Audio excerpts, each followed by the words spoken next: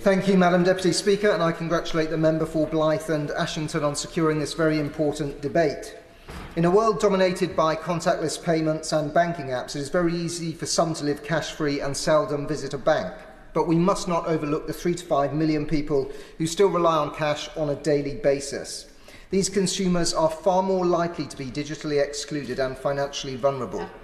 Recently, I conducted a cash access survey in my constituency, and 57% of respondents said that they use cash on a daily basis, and 91% believe the government should safeguard the acceptance of cash as a valid form of payment. It is vital that access to cash and banking services is protected. And it's not only important for those who use cash, but we must consider the resilience of the wider banking and financial system too. Recently, we've witnessed a major power outage at Heathrow, as well as large-scale power cuts in Iberia. We are increasingly aware of threats posed by hostile states that want to conduct cyber attacks to disrupt our national infrastructure.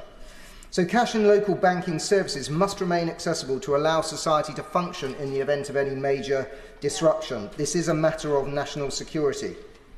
In Bromsgrove and the villages, we're experiencing the effects of changes in the way that people bank, and with the closure of Lloyds and Halifax, Bromsgrove High Street will have lost 4 banks in just 3 years.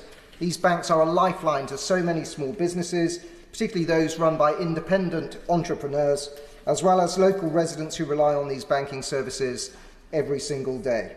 And if we're not careful, Bromsgrove risks becoming a banking desert with an increasingly empty high street. I know that Bromsgrove is not eligible for a formal banking hub, so I call upon the Minister to review the true impact of the closure of banks across the country and to review the criteria with which a community has to meet in order for a banking hub to be provided.